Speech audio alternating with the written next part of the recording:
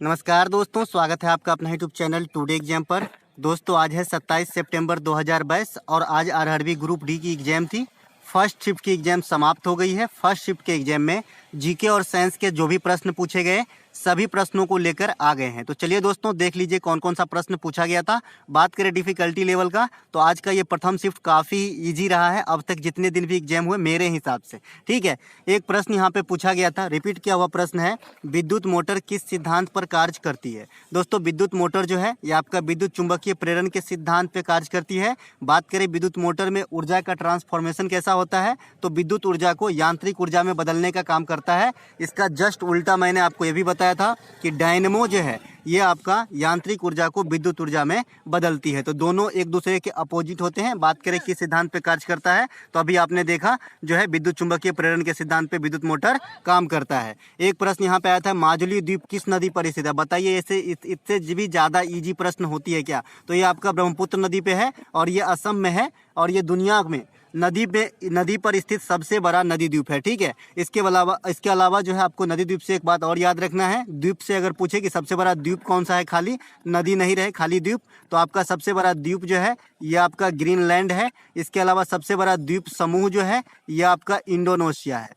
तो दोनों बात आपको ध्यान रखना है द्वीप के रिगार्ड में। इनके कड़ी को आर्कीपेलागो कहा जाता है, ये बात भी ध्यान रखिएगा। एक प्रश्न पूछा गया था कि लोहे पर जंग लगने के बाद किस रंग का हो जाता है। जैसे लग रहा है रीजनिंग का सवाल पूछ रहा है, साइंस नहीं पूछ रहा है। तो लोहे पर जंग लगने का जो है हल्का भूरा या हल्का लाल या भूरा कलर का हो जाता है। जैसा कि आप घर में भी इसे देख सकते हैं, सरिया वगैरह का रंग जो है किस प्रकार बदल जाते हैं जंग लगने के बाद जब पानी और बारिश में भीगते हैं। तो लोहे पर जंग लगना एक रासायनिक अभिक्रिया है। क्या क्या चाहिए, जल और ऑक्सीजन की उपस्थिति में जो है फेरोस्फोरिक ऑक्साइड का निर्माण कर देता है, इसीलिए जो है जंग लग जाता है और जंग लगने से लोहे का भार बढ़ जाता है। तो गलती से भी कभी ये नहीं मार दीजिए कि भार घट जाएगा। ठीक है, भार बढ़ता है। एक प्रश्न आपका अवतल लेंस में फोकस दूरी पूछा गया था कि वस्तु की दूरी 10 सेंटीमीटर और प्रतिबिंब की दूरी जो है आपका 20 सेंटीमीटर दिया था। अब अवतल लेंस में किस प्रकार की जो है प्रतिबिंब बनता है तो हमेशा इमेजिनरी बनता है। कैसे बनता है, हमेशा इमेजिनरी। तो यहाँ पे आपको फोकस दूरी कैसा लेना है अवतल लेंस में तो आपका जो है निगेटिव लेना है। वस्तु की दूरी कोई भी दर्पण हो कोई भी लेंस हो निगेटिव लेना है। और प्रतिबिंब की जो दूरी है जब काल्पनिक बनता है लेंस के अंदर तब आपको निगेटिव लेना है। तो अवतल दर्पण में कैसा प्रतिबिंब बनेगा, काल्पनिक बनेगा, तो आपको निगेटिव ही लेना है। अब यहाँ पे तीनों चीज निगेटिव ले लेना है और इसको सॉल्व करके जो है एफ का वैल्यू निकाल लेना है। आप लोग निकाल के मुझे कॉमेंट कीजिएगा कितना आया है। और दोस्तों जिनको भी अभी तक ये साइन जो है चेंज करने में तकलीफ है मुझे कॉमेंट करें कि अभी तक मैं जो है लेंस और दर्पण को अच्छे से नहीं समझ पाया, तो मैं कोशिश करूंगा कि किसी वीडियो में 1-2 मिनट टाइम लेके अच्छे से समझा दूं। ठीक है, एक प्रश्न पूछा गया था गंगा नदी के बारे में इनमें से कौन सा कथन सत्य है। वहां पे 4 ऑप्शन दिए गए होंगे, लेकिन जो गंगा नदी के बारे में सत्य है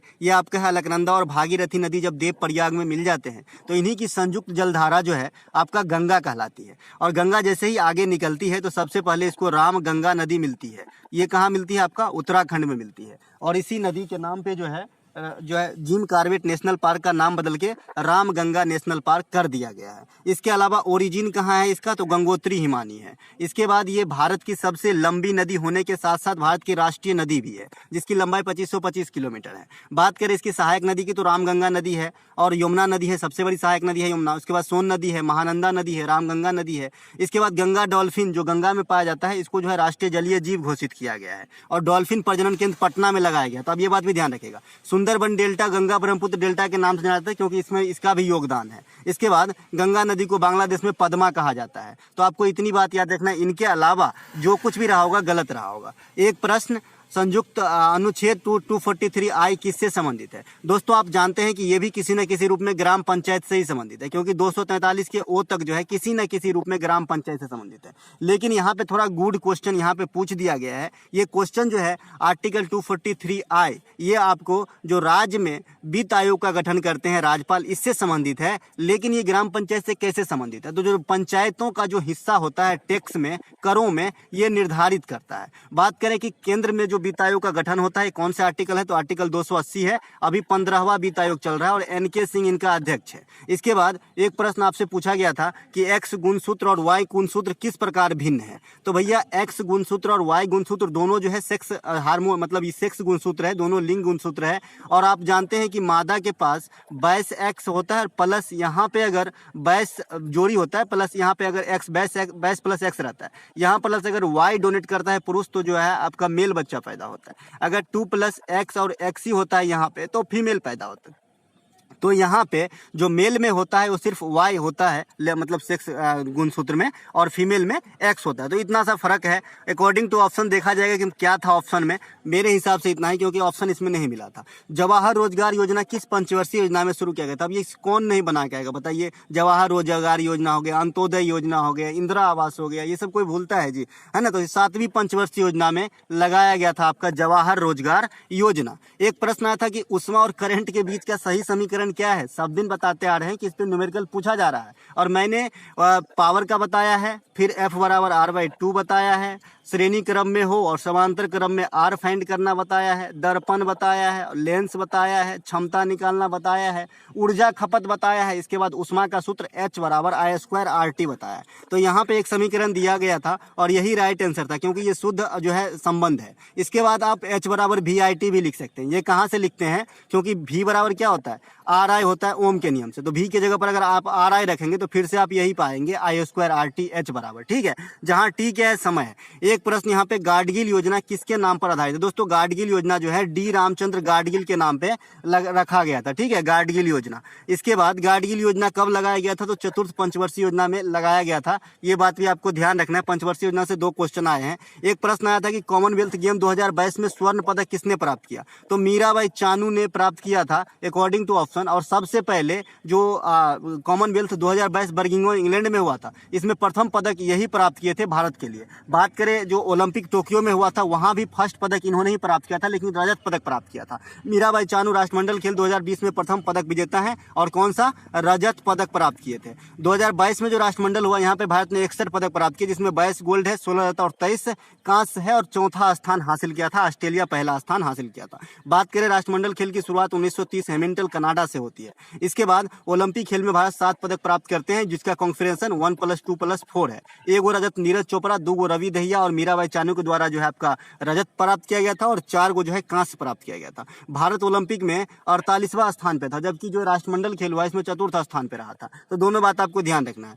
अभी जो मैं बता रहा था कि नदी के द्वीप वाला जो क्वेश्चन आया था, वहां पे सीट अलग हो गया है। तो ग्रीनलैंड सबसे बड़ा द्वीप है, और सबसे बड़ा द्वीप समूह जो है आपका इंडोनेशिया है। दोनों बात ध्यान रखेंगे। एक प्रश्न आया था कि 30 जून 2022 के अनुसार भारत के संविधान में कुल कितनी अनुसूची है? देखिए ये जो ईस्वी दे के फंसा रहा है भैया। अभी अनुसूची बढ़ा है क्या? नहीं बढ़ा है ना। तो 22 गो अनुसूची है, और इसके अलावा जो ये 22 है, इसके बाद ये 25 भागों में विभक्त है। जैसे 11 का है, 12 का है, इस प्रकार से होते हैं ना। तो ये विभक्त हो गया है 25 भागों में, लेकिन है मूल रूप से 82। तो आपको 82 टिक करके आना था। भारतीय संविधान में 12 गो भाग है, ठीक है। इसके बाद जब संविधान का निर्माण हुआ था, उस समय 395 आर्टिकल और 8 गो भाग था, लेकिन 4 गो भाग जो है संविधान संशोधन के द्वारा जोड़ा गया। आपसे पूछा जाता है कि भाई 4 गो जो भाग जोड़ा गया है किस प्रकार? तो संविधान संशोधन के द्वारा। अब संविधान संशोधन किस आर्टिकल में? तो 368 आर्टिकल में। कहाँ से लिया गया? साउथ अफ्रीका से। एक एक बात आपको ध्यान रखना भैया, एग्जाम पास करना है तो। भारतीय संविधान विश्व में सबसे बड़ी लिखित संविधान है। ब्रिटेन की संविधान जो है अलिखित है, ध्यान दीजिएगा। सबसे पहले संविधान अमेरिका में आया था, ये बात भी। लिखित संविधान की बात कर रहे हैं हम। बेंजीन में कितने बॉन्ड होते हैं? आप बताए हैं ना जी, बेंजीन में कितने बॉन्ड होते हैं और किस प्रकार का होता है बेंजीन? बेंजीन आपका षटकोण की तरह होता है, जिसमें 6 गो इस प्रकार का होता है। जहां जहां ये 6 गो कोनवा दिख रहा है, ये सब जगह कार्बन है, सब जगह आपका कार्बन है। तो कार्बन गिनती कीजिए तो कितना हुआ? 1 2 3 4 2 3 5 गो। एगो भुजा कम हो गया, कहीं 6 कर दीजिए भुजा, ठीक है। 6 गो भुजा बनाना पड़ेगा षटकोण की तरह, ठीक है। ये 3 4 5 6। अब मान लीजिए अब आपका 6 गो कार्बन है, ठीक है। ये 6 गो जो है कार्बन हो जाएगा। बेंजीन इस प्रकार का होता है, लेकिन एक गो कार्बन को संतुष्ट होने के लिए कितना हाइड्रोजन चाहिए? तो 4 गो हाइड्रोजन। अब 4 गो कहाँ से लाएं? क्योंकि इसका तो सूत्र 6 गो होता है, तो हमको एक एक घर छोड़ के डबल बॉन्ड लगाना पड़ता है। अब इसमें लगाए तो इसमें नहीं लगाएंगे, अब इसमें लगाएंगे, इसमें फिर नहीं लगाएंगे, इसमें लगाएंगे। तो इस प्रकार से 3 गो डबल बॉन्ड होता है और 9 गो सिंगल बॉन्ड होता है, ठीक है। तो ध्यान दीजिएगा, तो कितना हो गया आपका जो है बेंजीन में 3 डबल और 9 गो सिंगल बॉन्ड होता है। एक प्रश्न आपका आया था कि तेलुगु किस राज्य की भाषा है? दोस्तों तेलुगु, मैं सब दिन जब शास्त्रीय भाषा आपको पढ़ाता आया हूँ तब मैं जोर डाल के बोलता था कि भाई कहाँ कहाँ की भाषा है, याद रखिए, पता नहीं एग्जाम में कब पूछा जाए। और कल शाम को भी बताया था। तो आज जो है आपका आंध्र प्रदेश और तेलंगाना का तेलुगु भाषा है। इसके अलावा भी आंध्र प्रदेश का एक राजकीय भाषा है, ठीक है। ये तो हो गया, मतलब मेन रूप से एक एडिशनल राजकीय भाषा होता है, वो भी है तेलंगाना का। लेकिन सबसे ज्यादा क्या बोला जाता है? तेलुगु बोला जाता है। सब दिन जो है बताता था, यहाँ पे मैंने लिख भी रखा है। एक प्रश्न यहाँ पे मतलब एक्स्ट्रा फैक्ट की जो शास्त्रीय भाषा है ये तमिल है, तेलुगु है, कन्नड़, संस्कृत, मलयालम, ओडिसी है। सबसे पहले तमिल को दिया गया था 2004 में, ये बात आपको ध्यान रखना है। ओडिसी सबसे लेटेस्ट वाली शास्त्रीय भाषा है। इसके अलावा राष्ट्रीय भाषा आयोग का मुख्यालय कहाँ है? कर्नाटक, मैसूर में है। इसके अलावा जो राष्ट्रीय मतलब शास्त्रीय भाषा बनने के लिए किसी भाषा को कितने साल पुराना होना चाहिए? तो 1500 से 2000 साल पुराना होना चाहिए।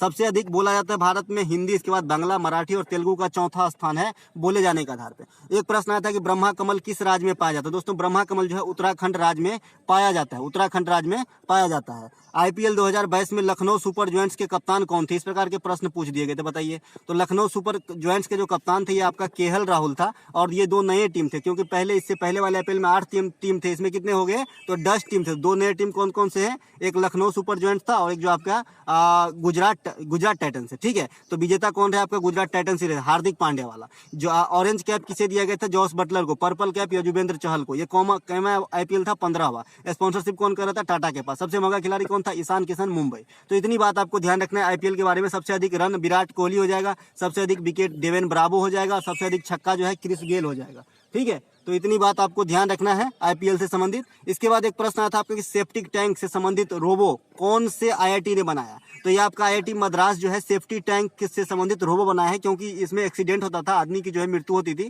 तो इसे बचाने के लिए एक रोबो का निर्माण किया है। एक प्रश्न आया था कि अवतल लेंस से संबंधित एक प्रश्न पूछा गया था लेकिन क्लियर नहीं हुआ। एक इससे पहले आपने अवतल लेंस देखा था जो न्यूमेरिकल था, लेकिन एक अवतल लेंस से और प्रश्न पूछा गया था। लेकिन यहाँ पे हो सकता है कि प्रतिबिंब की प्रकृति पूछा गया हो, है ना। तो इसमें काल्पनिक प्रतिबिंब बनता है, ठीक है। एक प्रश्न यहाँ पे विश्वविद्यालय अनुदान आयोग का संस्थापक किसे माना जाता है? तो दोस्तों विश्वविद्यालय अनुदान आयोग के संस्थापक अकॉर्डिंग टू ऑक्सन बात करेंगे, क्योंकि इसमें जो है बहुत झोल है। सबसे पहले लॉर्ड मैकेले के मन में ये बात आया था, ठीक है, अंग्रेज की बात हो गई। इसके बाद एस राधा कृष्णन जी भी इस पे प्रयासरत रहे। उसके बाद जो हमारा शिक्षा मंत्री रहे मौलाना अबुल कलाम आजाद, इनका भी नाम आता है। तो जो भी ऑप्शन में रहा होगा राइट आंसर हो जाएगा। वर्तमान में यूजीसी के प्रमुख कौन है? तो जगदीश कुमार है। इसे ही विश्वविद्यालय अनुदान आयोग कहा जाता है, ठीक है। प्रोफेसर वगैरह बनते हैं इनका एग्जाम देके, ठीक है। एक प्रश्न यहाँ पे अनुच्छेद 352 का संबंध किससे? तो राष्ट्रीय आपात से है। अब भारत में राष्ट्रीय मतलब आपातकाल से संबंधित कितने आर्टिकल हैं? तो 3 आर्टिकल है। 356 राष्ट्रपति शासन, 360 वित्तीय आपात और 352 आपका राष्ट्रीय आपात है। भारत में आपातकाल की व्यवस्था कहाँ से ली गई? तो जर्मनी के बैमर संविधान से। भारत में अब तक कौन से आपात नहीं लगा गया है? तो वित्तीय आपात कभी नहीं